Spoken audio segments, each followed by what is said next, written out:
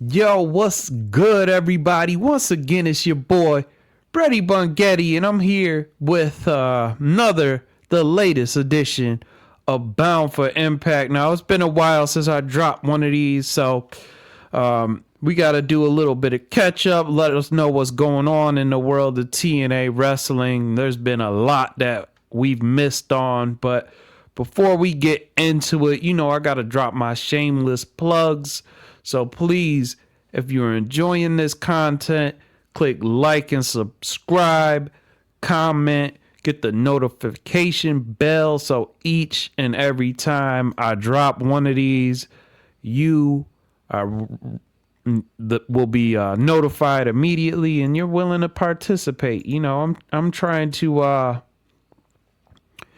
build this channel up a little bit, build up the community so people can exchange ideas with me. I feel like I'm out on an island a little bit with some of my opinions upon especially the NXT and TNA crossover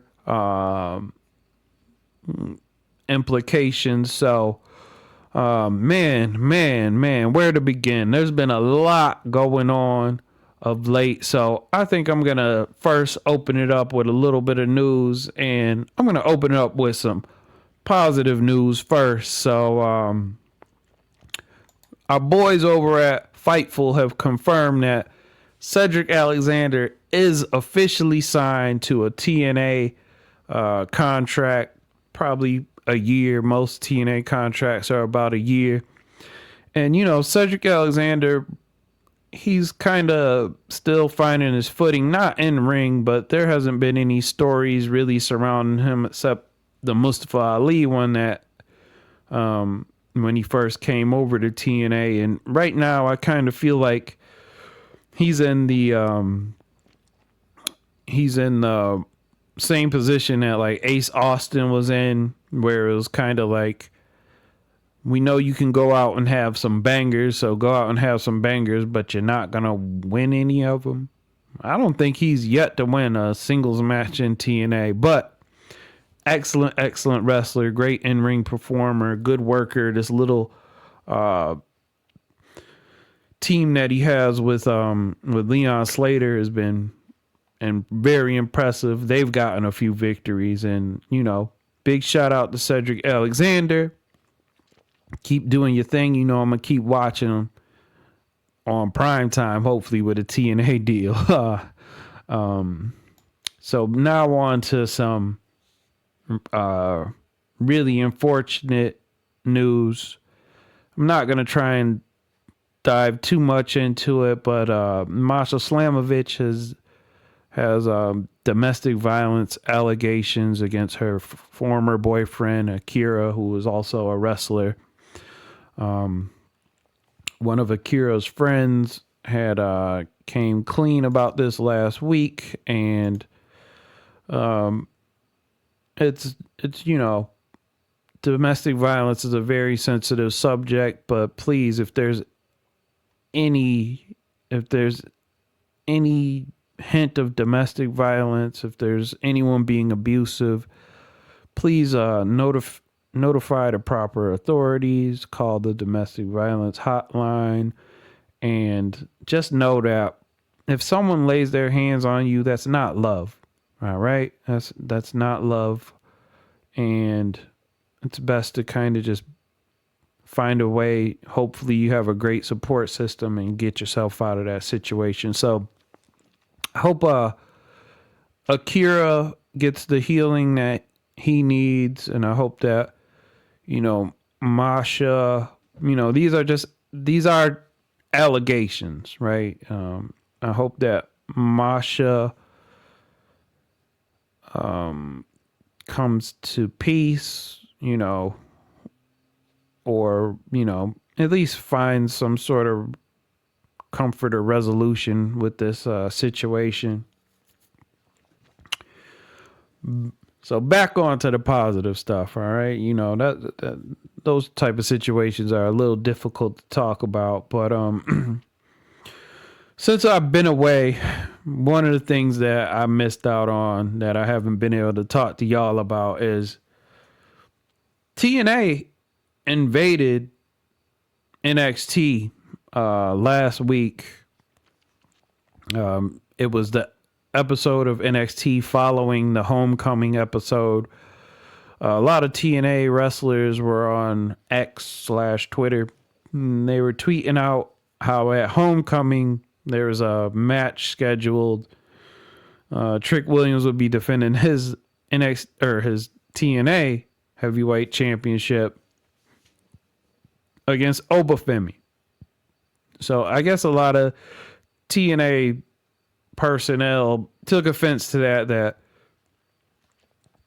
they're booking matches for our title without our wrestlers, which I'm 90% sure Grayson Waller said, I talked to Ava and Santino, and we're going to have a title for title matchup, Obafemi versus Trick Williams. Which makes me think Santino is a culprit in all of this. He agreed to it.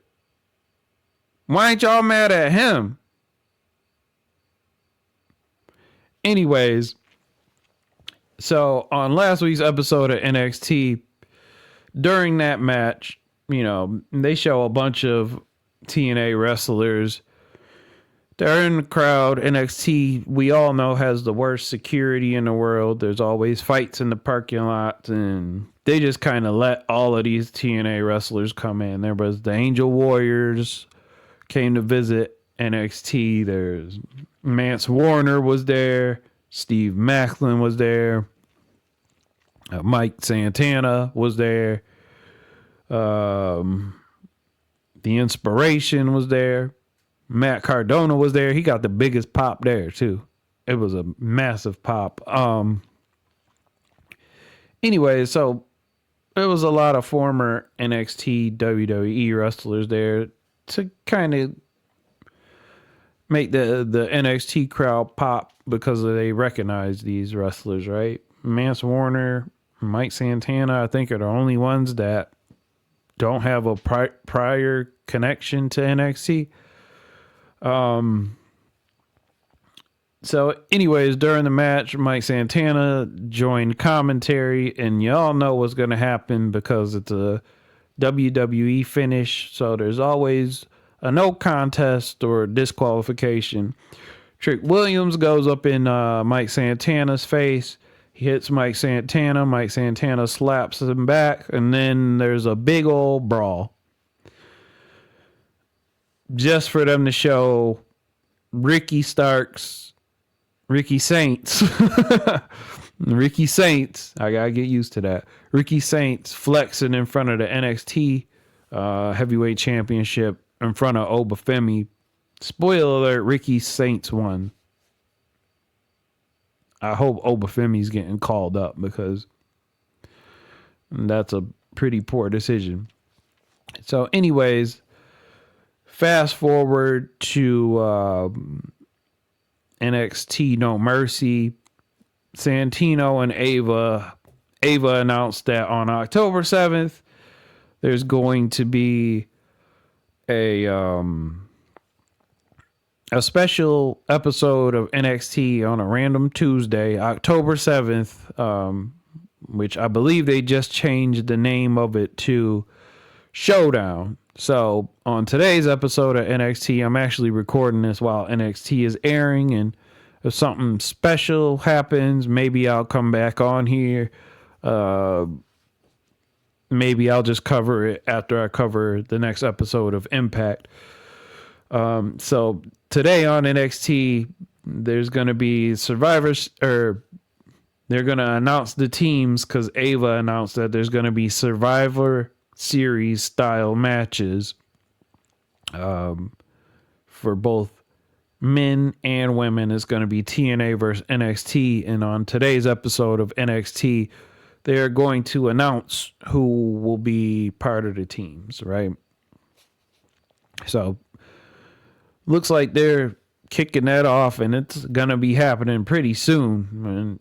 It's in a week. So, you know, I'm not particularly interested in this. Also, not really particularly interested in this because it seems like one of WWE's counter programming tactics. There's a special episode of AEW that's airing on that night, and hey, let's thrust TNA in here and make this big event. I'm gonna watch, but yeah, I'm not a big fan of those tactics. So once again, they'll be naming their teams, and obviously, since there's going to be men and women's, it looks like one NXT team is going to win and one TNA team is going to win. I'm assuming that the men TNA team should beat the men NXT team unless Obafemi's in it. Okay. So now let's just get into the results for Victory Road. There's a lot of things that I'm going to comment on for Victory Road. I enjoyed the show. There were some awkward moments. They were put in a precarious position as well. So Victory Road, it started off with a triple threat match, and I'll admit that I didn't watch the pre-show, but the result of that, I guess, was Zachary Wentz defeated Cedric Alexander and Trey Miguel. Right after that, Steve Maclin got confronted by former TNA wrestler, now AAA wrestler Judas Messias, aka El Messias, and AAA, Triple A. Then there was AJ Francis came out. He had a special edition of a penthouse, and Matt Hardy was the guest. So then Matt Hardy kind of agreed that there should be a tables match after AJ Francis put him in a table match. So later on in Victory Road, there was a tables match. So then we begin the actual show, and the first match was a kind of an impromptu match where it was going to be Order 4 represented by Agent Zero making his TNA in-ring debut, and the Great Hands, John Schuyler, Jason Hotch, as they took on, representing the system, JDC, Brian Myers, and Eddie Edwards. And this was a quick little match to kind of get it started. And, they did a good job of making Agent Zero look imposing. Every time he was in the ring, he was pretty much unstoppable. And, but the system were able to secure the victory here.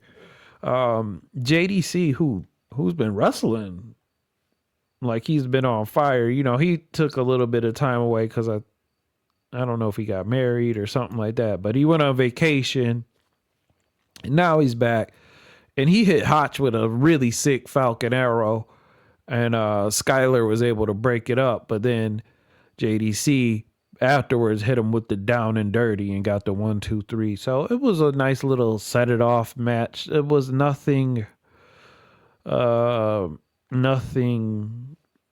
fantastic. They're waiting for Bound for Glory to let the system in Order 4 unleashed. So then after that, we continue the show on a more somber moment, and this, I think, caught everyone by surprise.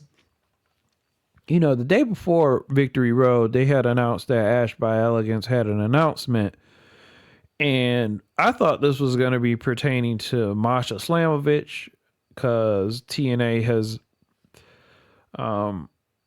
put some investigations over the Masha Slamovich allegations that I mentioned earlier. And for the moment, she is not competing in the TNA ring.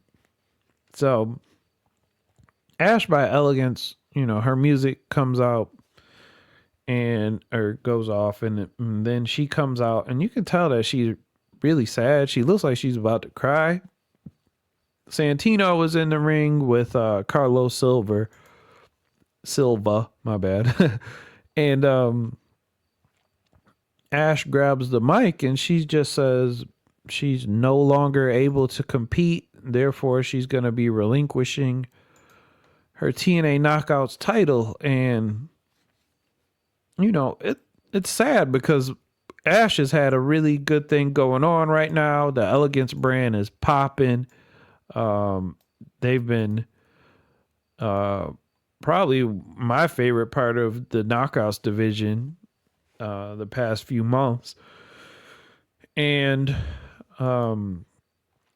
it's a little sad. So then they kind of, a lot of people are kind of looking to know what is going on with Ash. She didn't really reveal it. She just said, listen, there's something that's happened and I had to step away from the ring. And I think, human curiosity wants to know, but this is a story for Ash to tell on her own time. So whatever is going on, Ash, we hope that you get better. We hope that you're healthy, and we hope that you can continue on pursuing a wonderful life, a happy, content, pain-free life. But so this was sad, and then it kind of got a little awkward because she makes this announcement, and then right after that, I don't know if Santino announced it, but somebody announced that, hey, there's going to be this battle royal to determine who is going to wrestle in a match later on to determine who will be the new Knockouts champion. And this was just, you could tell it was, these are unfortunate circumstances. Let's throw something together real quick, right? So, I don't even know all the competitors. It looked like it was Lei Ying Lee, Zaya Brookside, Danny Luna, Cassie Lee, Jessie McKay, Jody Threat, Maggie Lee, M by Elegance, and Heather by Elegance. But then there was some local wrestler. I don't know who she was. And I think when she got eliminated, even Ray Waller Hannafin was like, who was that? But then it included also NXT's Kalani Jordan. And when I saw her, first thing I said is they better not do this again. They better not. And of course, we'll see what the results are later. So anyways, this was kind of a sloppy match. And like I said a few minutes ago, the final two ladies competing in this battle royal will then later square off in a match to determine the Knockouts champion. So the final two ended up being Lei Ying Lee and Kalani Jordan. Okay, we'll see. We'll see what happens. So then on to the next match, and it was a tag team bout, which was Hometown Man and Matt Cardona went to take on the Nemeth brothers. And I'm going to just skip to the results because I'll be honest, I kind of skipped through this match. The winner was a hometown man and Matt Cardona. And we all know why the hometown man gets booked this way. He doesn't lose any matches right now. It's because he's a great way to get the crowd involved in the event. People like singing his music. He's a funny character. And he's entertaining. So the hometown man continues to be undefeated. Matt Cardona, who's been extremely interested in TNA this year. He's making every event. Last year, he was like, I got death matches to do. I'll come and hang out with y'all when I get a chance. This year, because he gets to go on NXT, Matt Cardona is showing up at every TNA event. So it's all good. His presence is welcome. Once again, like, he's a great worker, entertaining character. He loves the WWE. He wants to get back there. And if TNA is the stepping stool in which he's going to use, then hey, good for him. So then the next match, I think Mike Gilbert, he said that this was a really solid TV match, and it was. It was Mike Santana takes on Ridge Holland. The story behind this is that Trick Williams told Ridge Holland, hey, if you go out and take out Mike Santana, I'll give you a future TNA title shot, right? Just go take out Mike Santana. So Ridge Holland attacked him a couple weeks ago leading up to this match. And, you know, the internet wrestling community act like Ridge Holland is the worst wrestler to ever exist. He's a capable worker. You know, he's injured a few people a couple times, but you know, I watch Evolve, and you know, he's making his rounds back in. I like to call. I'm a hockey fan, so I like to call NXT the AHL, which is the minor league, and the NHL. And Evolve is the ECHL, which is like essentially the minor leagues, right? So he got sent back to the minor leagues, and you notice that a lot of these wrestlers that show up on TNA from NXT have either got sent down to Evolve or released. So he went down to Evolve. I'm probably expecting Ridge Holland to be released. So this is a TNA tryout match, and you know, it's hard for any wrestler to look bad against Mike Santana. It was a good match. It was a solid match.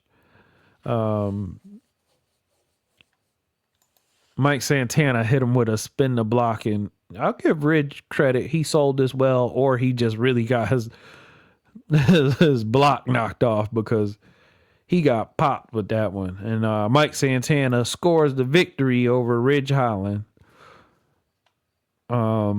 Afterwards, Trick Williams came out and snuck Santana and hit him with the belt. You know, the TNA champion is barely on TNA television, but it's okay. I'm not complaining. The next match was a banger. And this is, you know, a lot of people don't like the TNA monthly specials, but this is a great is a great match, you know, for a monthly special, because there's stakes to this match. There's stakes to it, and it's also going to be a good match. When was the last time Moose has showed up in a premium live event and not performed well? So Moose versus Mustafa Ali, and the stipulation for this match is on Bound for Glory. The Order 4 and the System are going head to head in a hardcore lockdown match, and the winner of this match, their team gets the advantage for Bound for Glory. The contingency is there's not a single member of the system that can interfere in this match, and there isn't a single member of, Order 4 that can interfere in this match. So if there's any interferences whatsoever, you automatically lose. So this match, it starts and you automatically see the story here. Mustafa Ali is using his agility to kind of essentially style on Moose to begin the match. Moose keeps trying to hit him. He keeps evading him. He's, dancing. There's some great spots. Mustafa Ali tried to go for a springboard move on him, and Moose countered it with a go to hell. He had tried to go to hell a few times previous to that, and then he hit him. Then right after that, Moose hit him with a spear, and Ali was way too close to the ropes and was able to get his foot on the bottom rope.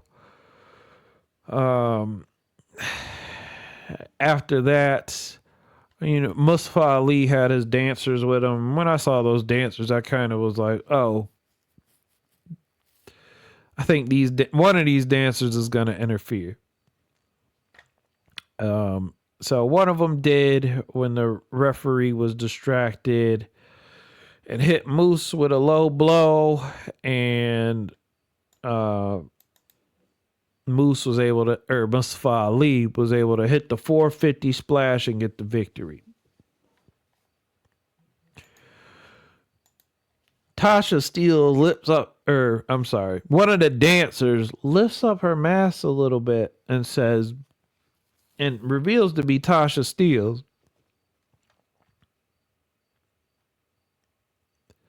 Just because she wore a costume doesn't mean that Order 4 didn't interfere.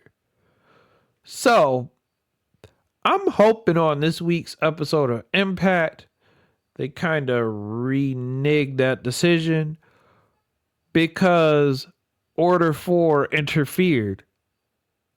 Tasha Steelz is a member of Order 4. She interfered in the match, revealed herself, and then Mustafa Ali gets the victory. It doesn't make any sense if they don't reverse this decision. I just think TNA and kayfabe has the most ridiculous management and authority in wrestling's history. So on to the next match. Joe Hendry versus Eric Young. And this was a Joe Hendry match, He did all of his moves that people love to see. His Olympic slams, his fall-away slams.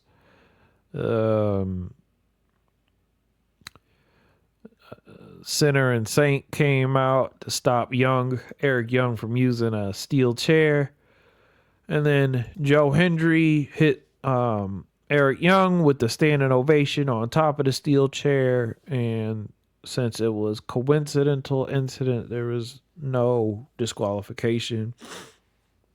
The funny thing about this was that after the match, Hannafin says, it doesn't matter where Joe Hendry goes next, TNA is always his home. Essentially, and Joe Hendry was standing in the ring for a while. It seemed like it was Joe Hendry's TNA send-off, which, good for him. If this was his final match in TNA, good for him. I didn't address it. Maybe I did, but on NXT Homecoming, he was backstage and he ran into Bobby Roode. And Bobby Roode said to Joe Hendry, now that you're in NXT now, it's time for you to focus on the NXT championship. So I wonder if part of this agreement, this partnership that NXT has with TNA, I wonder if TNA just said, listen, we all know that Joe Hendry's going to sign with you guys. You can have him a few months earlier. His deal probably expires in December or January. Why not? That way TNA can move forward. They can start progressing into a post-Hendry TNA. And NXT can stop having him job in singles matches. And they can move forward with him. They kind of brought him back to his essence a little bit and just kind of having him appear everywhere and making it funny. So, big shout out to Joe Hendry. If this is your last TNA appearance, best of luck. So moving on, it was Matt Hardy versus AJ Francis in a tables match.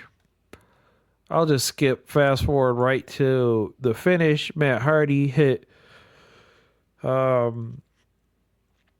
AJ Francis with a top rope leg drop through the table to get the victory. Yeah, I don't know what to. There's no story to that match. That was one of those, hey, we want to get all of our people on the card style matches. So moving along, the TNA Knockouts World Championship. Kalani Jordan versus Lei Ying Lee with Indy Hartwell as a special guest referee. I think I forgot to mention that beforehand, but when the match was Ash versus Masha, Indy was supposed to be the special guest referee. She's already won the number one contendership. She gets her title shot at Bound for Glory. So Lei Ying Lee versus Kalani Jordan. I was pretty surprised. This match went on very long. Considering it, I don't know what it was exactly, but it seemed like it was a good 15 minutes or so. And these women are both very good wrestlers. Lei Ying Lee has improved so much since her time at NXT. She has more of a feel for the ring and psychology and all of that. And Kalani Jordan is a great athlete who is learning how to strike and pick her shots. And Indy Hartwell did a good job of acting as a referee.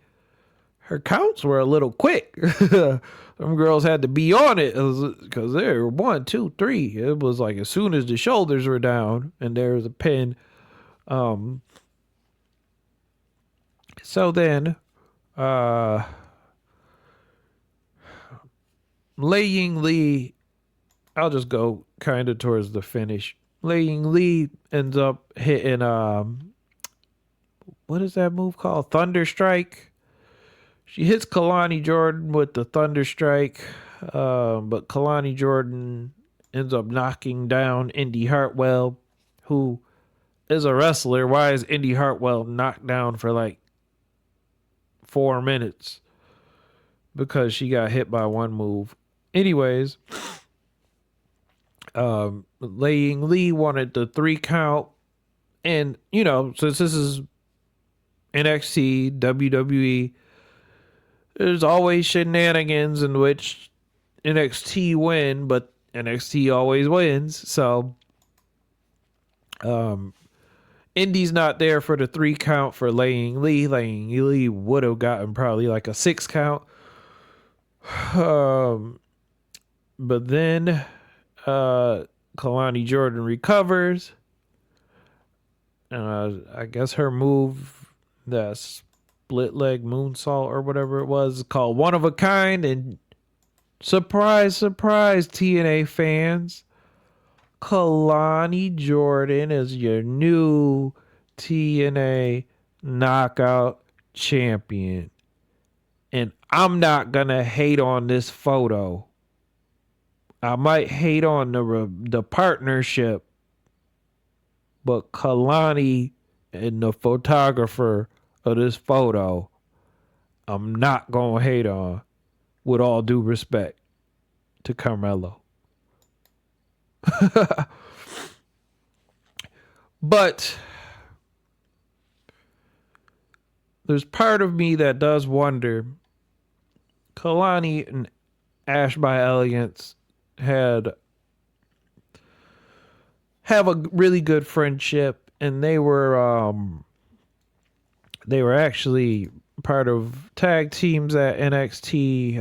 Ash by Elegance or Dana Brooke at the time, was essentially her mentor. So after Kalani wins, you see Ash on the ramp there with her, celebrating. And am I upset that TNA just kind of let another NXT person come in and win their belts? Yeah, right? But there's such a compelling story that they could tell here in which they didn't tell.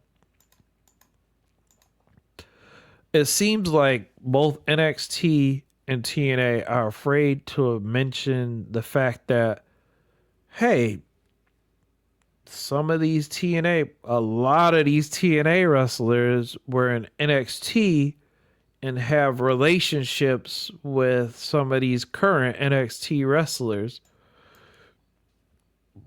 You could have told, and all it took was a little bit of time here. You could have told the story of, and this would have to have been with Ash's consent. Just tell a little bit of a story of Dana Brooke / Ash by Elegance was Kalani Jordan's mentor when she first came along to NXT. Kalani Jordan, since she's a babyface, can be like, listen, I have the utmost respect for TNA. I have the, Ash is someone that's important to me. It will mean the world to me for me to not replace her, but to win her title, right? And maybe they do tell this story on future episodes of Impact, right? And it adds a little bit of nuance to this NXT versus TNA showdown, where you have people like Kalani Jordan who has an affinity for someone on the TNA roster, or even like Santino Marella and Ariana Grace. They have this father-daughter relationship, but their companies are going to war. We can tell a nuanced story here, right? But one of the things that makes the absolute most sense of all of this is Santino in kayfabe. Santino Marella is the director of authority in TNA. He has a whole disgruntled locker room who just invaded another company and started a big old brawl. And the first thing he does is add another NXT person to a title match. Santino Marella himself, about a month ago, was so angry that he went and tried to challenge for an NXT title. Talk about, I'm mad that NXT has both of our belts. So, you gonna put another NXT wrestler in a title match? Eric Young must be the only person who's thinking clearly here. Santino is crazy for letting them come in there and just win titles. you know, but I guess congratulations to Kalani. You know, watch pretty soon she develops into a star, just like Trick Williams kind of has, and JC Jane skyrocketed. So the next match was a good match, and I like Frankie. Frankie, it's kind of crazy because last week's episode of Impact, there's a match. Frankie Kazarian and Jake something took on Macklin and Mr. Anderson. And it was jarring to me to see that Mr. Anderson and Frankie only have a year difference in age. And Frankie can still go with the best of them. Frankie is a fantastic wrestler. So now I kind of know probably when Frankie re-signed with TNA a couple of years ago, he was probably promised a heavyweight championship. That's why he had to hold your gauntlet forever, and he kind of lost that sillily. I'm making up words because it was so stupid. He lost that cash in with some corny circumstances, right? So then I kind of figured when they started this feud with him and Macklin that Frankie was gonna win the belt. So Judas Messias came out and confronted Macklin, and while that happened, Frankie was able to hit another low blow because this was a low blow loving event on Macklin, and he hit him with a slingshot cutter, and your new champion is Frankie Kazarian. Frankie, the GOAT. And you know what? I love Macklin. He's a great wrestler. He's a great person from all accounts, it seems like. But I think Frankie can add a little bit more swag, add some title, a bit more story to the international title, and I'm excited to see what comes of this.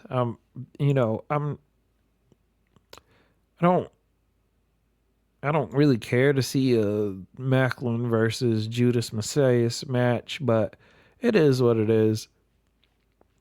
So then we get to the main event. The main event here of Victory Road.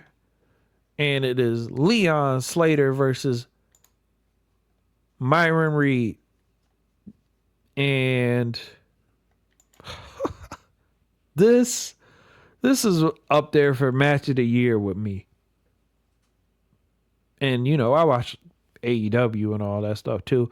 But, it may not be number one, but it might hit like the top 15 matches of the year. It's in the top 3 TNA matches of the year. There's so many spots in this match. I don't even know how to explain it. Myron Reed was looking like Agent Smith of from the Matrix. He was dodging everything.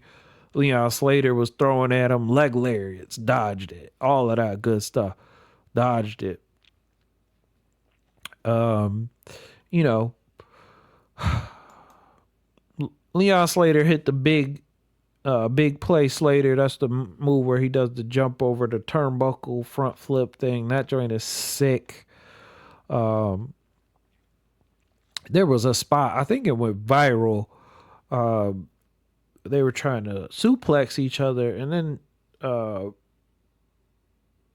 they end up on the outside of the ring via vertical suplex, and then Leon Slater tries to go for a move, and it gets countered by a stun dog by Myron Reed. Um,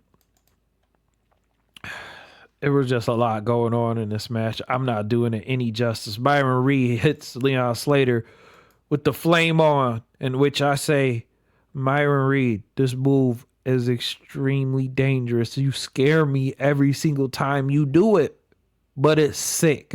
All right. So I want you to have a long career. This move might have to get cut out of your arsenal, but I do enjoy it. I do pop every time you do it. So um so into the finish, Leon Slater, uh after the flame on, Myron Reed hits him with a 450 himself, and Slater was able to kick out. He counters one of these moves into a twisting suplex, and then Leon Slater hits him with the Swanton 450. It was a beautiful Swanton 450, perfect every time, and gets the 1-2-3, and he's able to retain his X Division championship, Leon Slater. So then right after that, Santino comes out. Like I said, you have a disgruntled locker room. You're tired of these NXT people winning their belts. So Kalani Jordan ends up winning the Knockouts title earlier in the day, right? Earlier in the show. So then the great director of authority, Santino Marella, comes out and he says, hey, I've been talking to Ava, and guess what? For Bound for Glory, for the X Division Championship, we have Leon Slater versus NXT's Javon Evans.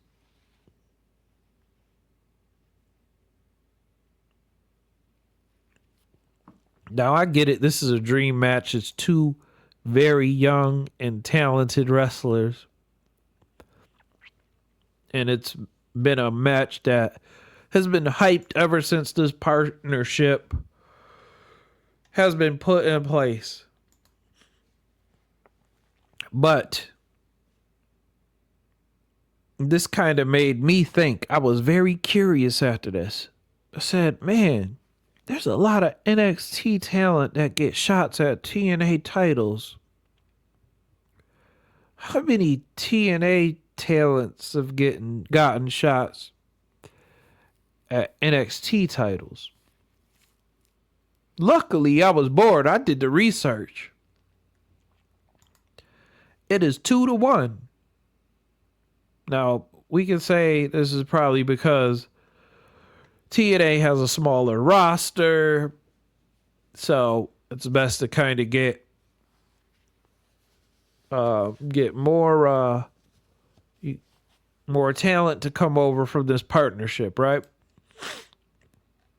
But it's 2-1. TNA defenses, I have 20. NXT defenses, I have 10.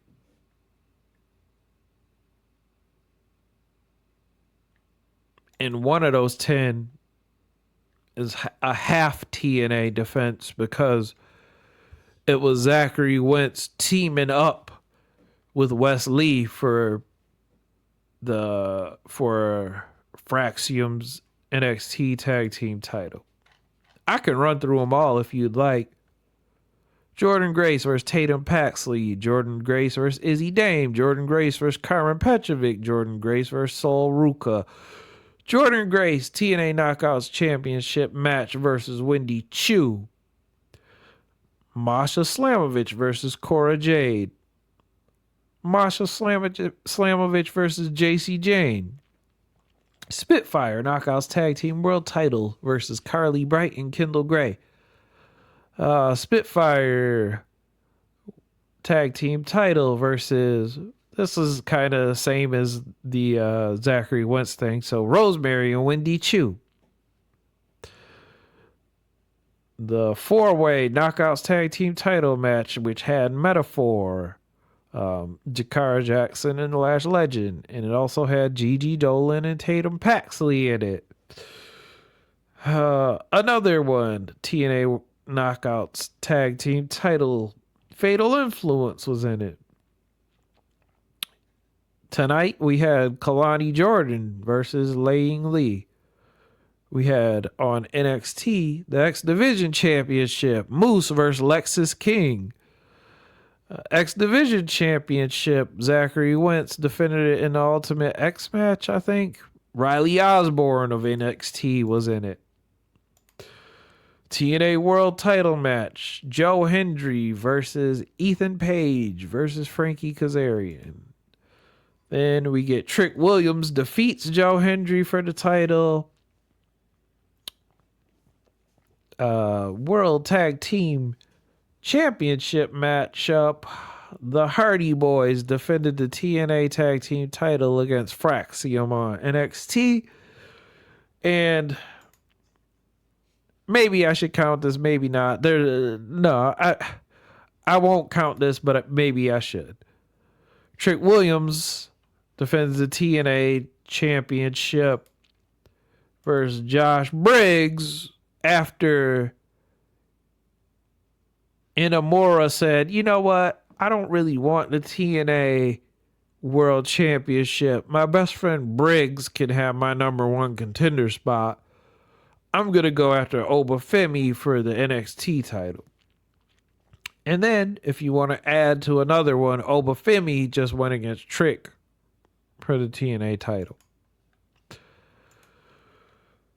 And then let's look at the NXT title defenses. Roxanne Perez defeated Jordan Grace. Obafemi defeated Moose. This one is funny.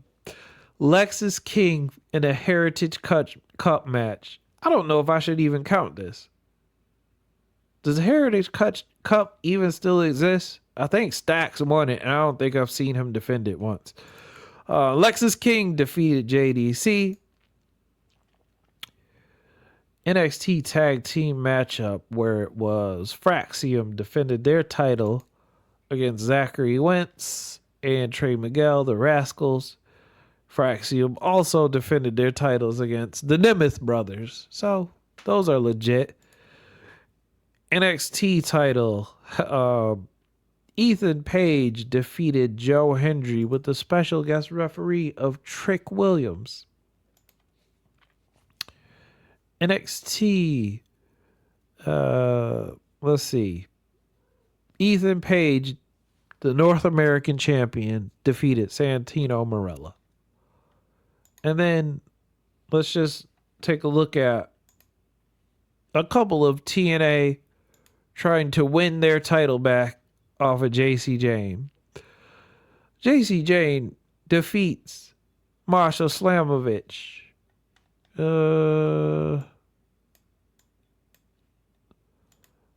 JC Jane versus Ash by Elegance, 2 minutes, no contest. JC Jane versus Masha Slamovich, 1 minute, no contest. I don't know. Take what you want with that information, but law of averages suggests that, of course, NXT is going to win TNA titles when they get double the opportunity to win them.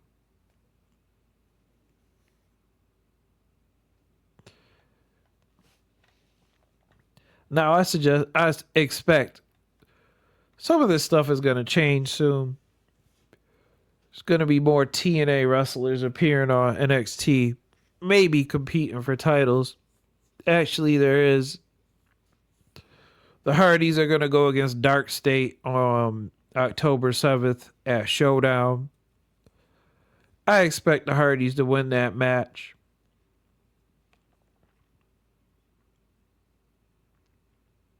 But if Javon Evans beats Leon Slater, that needs to be a clean, no contestant victory for Leon Slater.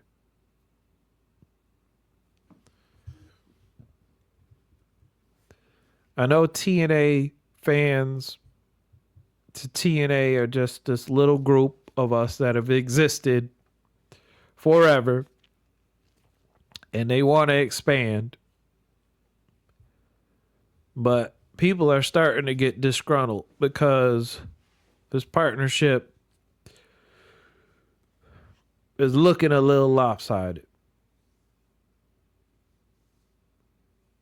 at the time being. So, Leon,